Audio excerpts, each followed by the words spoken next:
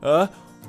Welcome back to Let's Build the Ultimate Theme Park, guys! My name is Attacky2Cans, and today we are going to be starting off this episode by going back through and adjusting some of our roller coasters that I think could have been built a little bit better. And now that I've learned a little bit more about theme parks, I just wanted to go and make some slight changes, not to necessarily make the coasters more realistic, but just to make them more fun overall and make them look better, because after looking at the coasters sometimes I'm like, yeah, this could have been done a lot better. So the first coaster I'm going to make some alterations to is this wooden one in the back of the park, which I don't think I ever officially gave this coaster a name in this series. I went through and looked through some of the older episodes to try to find out what I named it, and for some reason I can't remember the name of this coaster, so because of that it probably wasn't that great of a name. So I'm going to give this coaster a new name that I think is much better fitting.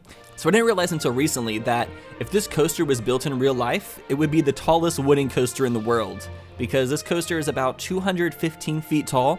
And currently, the tallest wooden coaster in the world is found in Poland, in the park called Energylandia, which I'd never heard of before. And the coaster is called Zadra, and it is made by Rocky Mountain Construction. And that coaster is 208 feet tall, so this is about 7 feet taller than that coaster. And then the wooden coaster with the tallest drop is the Goliath in Six Flags Great America with a drop of 180 feet, which, side note, I'm really annoyed that Six Flags named so many of their coasters Goliath, even though they're completely different coaster types and models and everything. But after making this realization, I realized that this coaster is actually probably pretty dangerous with how fast it goes for a wooden coaster.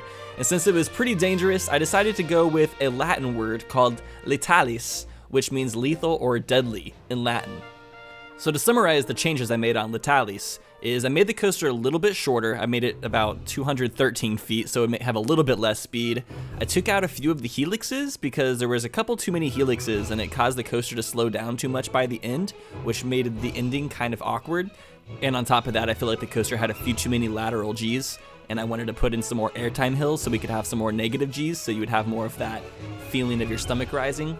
And I also just needed to smooth this coaster out a bit more because it was a little bit choppy. I went back and watched the video where I built this coaster for the very first time, and holy crap was this coaster awful when I first built it.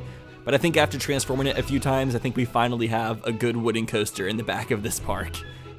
Alright, so let's jump on this massive beast of a coaster. We're starting off with one of the largest wooden coaster drops in the whole entire world, which the G's there are probably pretty insane, but the people who ride these rides are only the best of the best. We have very high expectations of the guests in our park. I definitely kept this coaster very wavy the whole entire time. I wanted it to kind of cross back and forth like DNA and intercept with itself. This portion right here where it goes around this big curve is a little bit of a strange element. I don't think it's realistic, but I still really like it. We have one of the biggest airtime hills right here. You're gonna feel weightless for a very long time. That's probably gonna be the most fun part of the whole entire coaster right there. Do a big ol' spin to get to the final airtime hills towards the end. This whole entire coaster is feeling super smooth now, which is nice. I should probably add a little bit more decorations as far as plants and stuff go. But I'm also just want to add that I'm super happy that I'm able to record videos of this game now that are so smooth. The gameplay looks so much more smooth in comparison to my old computer. I'm still so thankful that my computer is good now. But then after this last helix, the train has enough speed to go straight into the station, which originally had a small little chain lift there and it looked really awkward. And I'm very happy that I was able to get rid of that. So now we're gonna come and work on this Spider-Man coaster for a bit because there's a few changes I wanted to make to this. Starting off by taking a few of the loops out because we had 4 gigantic loops, one after another, and after looking at them quite a while, I realized that they were a little bit too much and that 2 loops would be fine. It was looking too messy almost, and I didn't like the way it looked. And I think the G-force in that section was a little bit too over the top as well, so I'm gonna get rid of that. And then I also wanted to change the ending of this coaster as well because it looks really, really bad. Just the way it was going through the streets, it just looked very messy and not very well planned out. So I wanted to just delete it all and restart. But I wanted to add a Pretzel Loop because I ended up changing the type of coaster this was, because right now it's an inverted coaster where the carts are hanging from the track. But I decided to switch it to a flying coaster similar to the Tatsu in Six Flags Magic Mountain. So you sit in the carts, it lifts you up to where you're flying, and that type of coaster will overall work a lot better with a lot of the coaster elements we added to it, especially the Pretzel Loop. Pretzel Loops are built for flying coasters because when it goes down into the loop, you're looking straight up, which is really cool. And then on top of that, the very first section when you first come down from the skyscraper and it flips you upside down for a little bit, you'll be looking straight at the sky. while being super high in the air, and it'll just be the coolest feeling ever. Now here's a feature I don't think I've shown enough during this series, but one of the coolest things they added to this game is these live heat maps that show you the different stats along your coasters. It'll show you the different types of G-force, it'll show you speed, fear, nausea, and it really can help you like isolate and figure out what part of your coaster is like wrong. And I think in the near future, I'm gonna make an episode where I literally just play this game in real time and just go through and show off like all the little types of like stats and stuff this game has to offer, because while playing this game with a time lapse, I haven't been able to show off a lot of features, and so I feel like it'd be cool to do one episode where I just play the game in real time and we just explore the game in real time. But now that we've made some changes to this coaster to make it better, I think we should give it another spin, also because this coaster is just super fun to ride. So keep in mind that we're in a flying cart right now, so now we're going to be traversing all of this kind of like we're Superman almost, just like flying through the city. This part right here is really cool because you'll be looking straight up to be thrust back down and go through this gigantic non-inverted loop that's just hanging onto the side of a skyscraper. There's a couple large drops. Here's one of the first large drops from the coaster that give you a lot of speed, that propel you through a lot of the first elements. Go into a gigantic corkscrew that ends off with a half loop that goes into a huge overbank turn. This coaster still kind of blows my mind by how surreal it is and just how freaking crazy it is. I love this part right here where you almost hit the other track, but then you kind of like spin out of the way because the track pieces touch each other, but the coaster points in different directions, so they won't actually collide.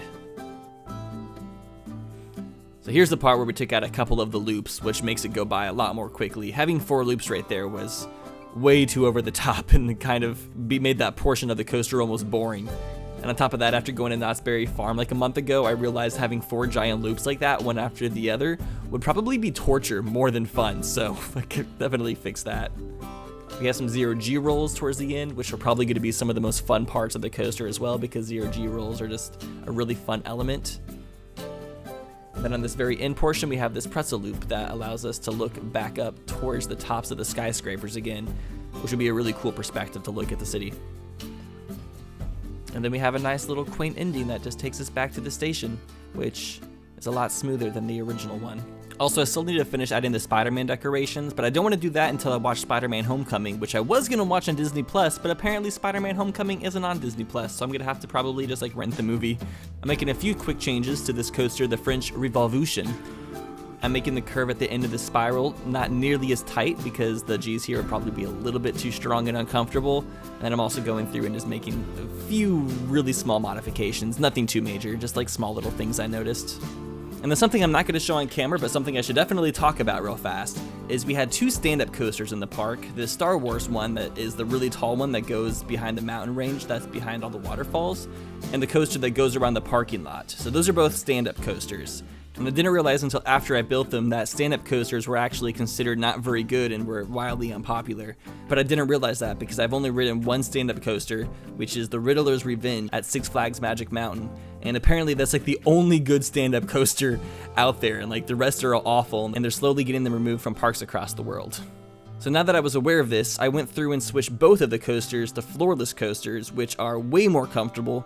Still probably not the best coaster type I could have chosen, but overall it made it 10 times better, and now when coaster enthusiasts hear the coaster type, they won't hear stand-up and cringe and be like, oh, why did you make those stand-ups? Because they're also just way too tall to be stand-ups, and they're also probably too tall to be floorless as well, but floorless still makes way more sense than using a stand-up, and I know that now. We've made those changes. Thankfully, Planet Coaster had the option to switch out the carts that easily, so now we're in a much better situation. But for the rest of this episode, I'm mainly going to be sticking to decorating from now on, so we're going to continue adding more adventure theming to the new coaster that we built with Troy last episode, and we're going to add a ton more details, because unlike the other coasters in this park, this coaster stays really close to the ground the whole entire time, which makes it way easier to add lots of decorations and theming, because it's close enough to the ground for you to actually see it. So the thing about doing jungle-related scenery is having to place a lot of plants and nature, because the rainforest and jungles, they got a lot of that crap. And one of the things I wanted to do with this coaster is I wanted every single section of the scenery to be related to the jungle theme, but also have something that made it memorable, so something unique. So like having these statues around the first gigantic curve, or having this cave with the stalagmites and stalactites. I'll go more in depth about all the little things I added after we're done building it all. But for now, let's just watch the time lapse ensue. And also, as a side little conversation topic, I want to talk about the newest news that came from Frontier, where they announced that Planet Coaster is going to be coming to console. on the PS4 and Xbox One. And it's probably also going to come to the new PlayStation and Xbox consoles as well. It'll be early on the system, which might be really good for the game.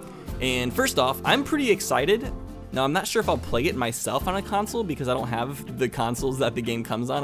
I only have a PC and a Nintendo Switch and like more retro consoles, so I don't really have the consoles to play it.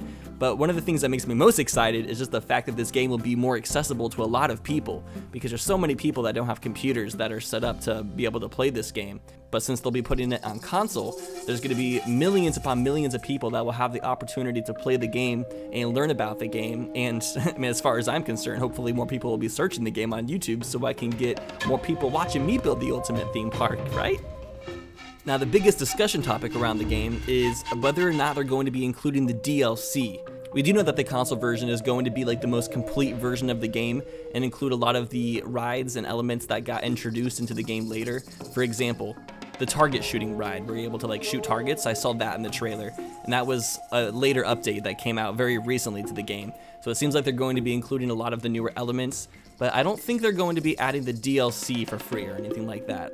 I'm not even sure if they're going to add the DLC in general. I haven't really played much Xbox games. I'm not sure how the simulation genre treats DLC on consoles, but I would assume that Planet Coaster is probably going to try to capitalize on their DLC elements and probably include the scenery stuff as DLC. And I'm really excited they're doing this for the console, because them making the game for the console means they'll probably be putting more resources into the game, and they might even be adding more stuff in general. Like if they're releasing it for consoles, they're probably going to release some extra stuff to keep the PC fan base alive as well. Maybe a new DLC pack will come alongside the console version as they maybe make some more models or something. And I still really have my fingers crossed that they'll include some of the scenery elements from Planet Zoo into Planet Coaster, especially some of the trees and plants, because since it's a zoo building game, there's a lot more plants than Planet Coaster has, and I think it'd be awesome to have some of the more plant options that game had. Also, these statue skeletons, every single time I see them, I kind of crack up because it reminds me of Papyrus from Undertale, and just Papyrus is like the goofiest freaking character in the world. I need to play that game again. I need to get that on the Nintendo Switch. There's a lot of games that I want to replay again. I'm always like stuck in this infinite loop of, do I want to replay games that I already know I enjoy and like, or do I want to try to play new games and try to become fans of new stuff? I feel like overall it's better to continue playing the same game and stuff that you like and becoming deeper into that and like the fan base than it is to like be at the surface level for a billion different things. I mean, it kind of shows for like Planet Coaster. I've been focusing on this park for a very long time and it's kind of paid off for me. If I would have just like played this game for the first few months and moved on to the next thing, then this would have been a completely different story. But anyways, let me talk about a little bit more of the scenery for this coaster. So like I said, I wanted every single part of this coaster to have a little bit of a memorable element as far as the scenery goes. And so pretty much what I did is after the first drop, you go through that little ancient cavern that has like all the trees and vines growing to it. And then it goes on the gigantic curve past the statues, through the little cave. It goes over the big airtime hill that leads underneath that bridge that I placed. It goes around the pond where the fountains shoot up and there's alligators and hippos in there. It curves back around. It goes through the Mayan temple where it gets a little bit of a speed boost. It goes around that outer banked overbank curve. There is a plane that had crashed into the jungle and it's like on fire and smoking. And then it goes over some airtime hills back into the station, which is like the ancient tomb of sorts. Yeah, I'm happy there's so many just memorable elements to the scenery of this ride because like I said, most of the coasters have not had this much detail. But on top of that, using the adventure scenery pack for this ride made it actually one of the easiest to decorate because that adventure pack just has so many different scenery elements to decorate a coaster. And so I had a lot of different options on like what pieces I could place. The thing I especially love about it is these block pieces, these like sandstone blocks that you can build these temples out of. Having just all of those different block shapes that I can place in whatever angle and direction I want really gives me a lot more versatility with like what I'm able to do and how detailed I'm able to make the buildings because I'm not stuck on that like building piece grid that the walls and roof pieces have. And something else I want to talk about that's pretty on topic with this series is related to Disney Plus, which I know I mentioned earlier with the Spider-Man movie, but Disney Plus is a big deal right now. And one of the things they have on Disney Plus that is something I would definitely recommend you watch if you have that streaming service is the Disneyland Imagineering documentary, which is pretty much a documentary about Disneyland, Disney World, and how those theme parks came to be and the technology behind all of the rides and the creative minds that went behind everything that was made in that park. It is truly one of the most phenomenal and most inspirational things I have ever watched in my life. And it kind of makes me want to try to find a way into the theme park Imagineering business because after watching that documentary, it just really made me think about like how cool it would be to actually design theme parks and be a part of the teams that are putting together these ideas. But when you think about theme parks, it truly is just phenomenal how much of an accomplishment theme parks are for humanity. Because theme parks just use so much really interesting and innovative technology, especially in Disneyland, where they were just doing tons of crazy things with animatronics and scenery and details and trying to make a specific type of vibe that had never been created before. Because like Disneyland, we all kind of have an idea in our minds of what Disneyland is like and how that park is set up and everything. But before that park was created, there wasn't any expectation or idea of how a theme park to that stature should be set up. So the fact that Walt Disney was able to conjure that just from his own brain and ideas and thoughts, he is just one of the most phenomenal people ever. And also, I will admit, I had never seen a video of Walt Disney before watching that documentary. So just because of the fact that I saw what Walt Disney looked like and how he spoke and everything, that was pretty interesting. I don't know how I had never seen that before with how huge of a person he is. I guess it was more at a time before video was accessible, so there probably wasn't as much stuff filmed of him. But it was really cool to see hearing him talk, and he seems like such an inspirational person. And I'm still curious if his body was cryonically frozen and is going to be thawed in the future so he can live in the modern day and see what his legacy has become. Now I'm working on this little food court area that's going to be outside the roller coaster. That way people can eat food before they ride it so they can puke afterwards, because that's the best way to ride a roller coaster. And for the architecture style, it's kind of like a conglomeration of Mayan, Egyptian, and just like ancient civilization, I guess. It's not too heavily based off of anything. I'm just kind of taking different block pieces and trying to make it just look like it has a certain aesthetic to it, which isn't too hard with these scenery pieces, because these scenery pieces just all really fit together super duper well, and I'm really enjoying building with it. It's probably one of the easiest scenery pieces I've worked with so far because of what I mentioned earlier. And along with building the coaster entrance for the jungle coaster, which we don't have a name for it yet, but somebody suggested that we name it Jumanji, and I can't say for a fact that that's what we'll end up naming the coaster because I have to run that by Troy. But for now, let's just call the coaster Jumanji because you're going through a jungle, so whatever. So we're working on the station for that, but I'm also working on the station for the launch coaster next to it at the same time, since they're like right next to each other, which kind of felt weird that they were so close, but at the same time, it's kind of cool. I'll be able to build something pretty cool around that concept. And also the theming concept for this launch coaster next to it is going to be like a blast to the future, where you start in like an ancient tomb of some sort, and then you blast out, you time travel, and you end up on the gigantic sci-fi building, and you go back through time. I'll probably just do some like cool effect of some sort with like fire. I haven't fully figured it out yet, but I have a cool idea that will use special effects. I'm really happy just to be finally working on this corner of the park, because this has been just like the really big flat empty section for so long. And I just spend so much time looking at this theme park, because like every time I open up the theme park before I start building, I usually look around the theme park for at least like 5 to 10 minutes before I start building, just to like get some inspiration and stuff. And just for years now, I've been looking at this corner and it's just been completely empty, and it's so nice to finally have something here now. So whenever I open up the park, there's at least something over in this corner, so I can see the full width of the park and the full scope of how large it's gonna be. We still have quite a bit more to add. It's really hard because I keep on like trying to think of like how long this series is gonna go, and you might think that I might end it as soon as like the park is filled up, but the thing is, like, I can still build stuff in the air, I can build stuff underground, I can always get rid of a ride and replace it with a better one. Like, I almost just like want to make this park exist for as long as it physically can on my computer. And I said that several times throughout the series, that I want this series to keep going until my computer literally can't handle it anymore. And with how smoothly the game is running right now on my computer, I feel like I'm going to be able to keep on building this continuously. Like, if I have to go on this series for another like 2 years, so be it. Like, it actually is way more fulfilling to build things in this park than it is in any other theme park, because whenever I build anything, you see all the other stuff in the background. You're like, yeah, I built that. I really want to start doing some like one-off Planet Coaster videos though. I'm not sure why I haven't really been doing that. I made that one Death Park once, and I'll put that on the inside of this video. I definitely recommend you check it out. I made a really funny Death Park where every single coaster in the park kills you. Definitely worth watching. Now I just want to make more like goofy Planet Coaster videos where I'm just like messing around, or do like smaller challenges. I saw one challenge where people built a tiny park, where you try to build a full theme park in like a really tiny space, and you have to like really stack and compact everything. I think that'd be a pretty fun challenge to try out. Hopefully I'll actually follow through with that, because I say I'll do things a lot and then I never completely follow through with it. But that's also because I'm always like speaking my stream of consciousness because I'm a commentator. And this station that I'm building right now for this launch coaster was probably one of the biggest pains in the asses ever, because there's just so many paths like compacted in here since there's 2 exits and 2 entrances, and it took me so long to build all the individual walls and make sure that everything was self-contained and that there were ceilings and roofs for everything. It took a minute, but I got it all done and it's looking pretty suave. In the next episode, I can't decide what I want to do quite yet.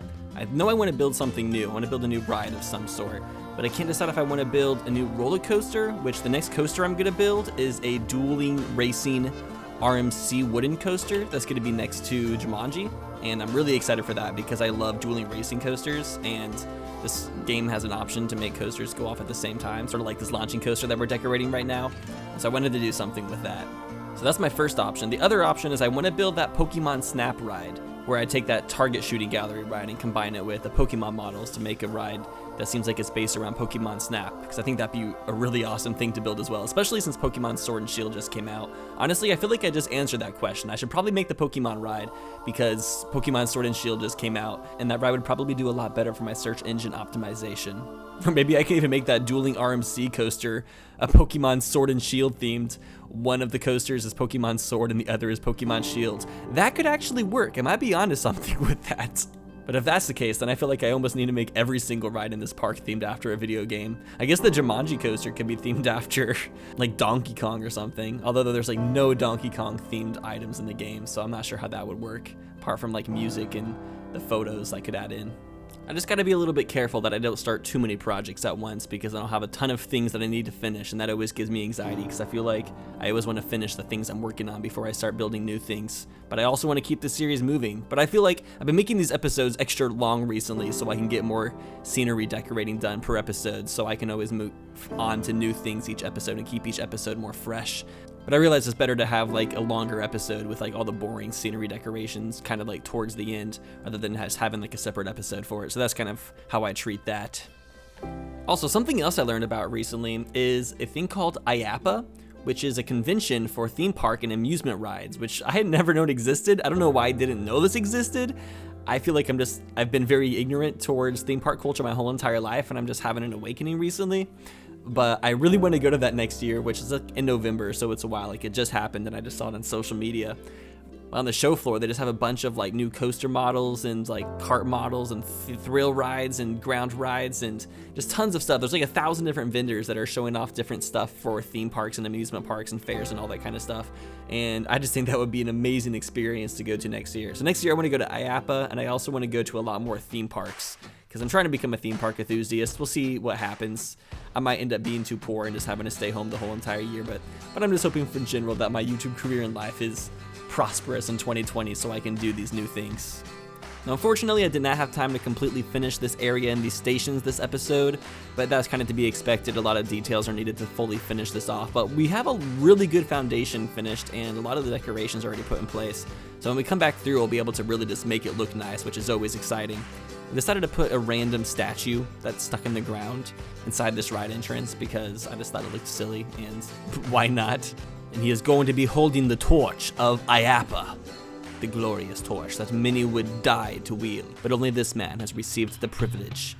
But yeah, this is the last thing we're going to be able to build this episode. But thank you all so much for watching. I think we got quite a bit done between fixing the coasters and all the decorations we've done back here. Overall, I'm pretty inspired right now, so these episodes are probably going to be coming out a little bit more frequently, so we can look forward to that. And I'm just going to kind of fly through what we've built so far. Even this whole entire station isn't completely finished yet, but might as well just look at it. Anyways, thank you all so much for watching. If you enjoyed the video, don't forget to hit that thumbs up button, and I'll see you in the next episode.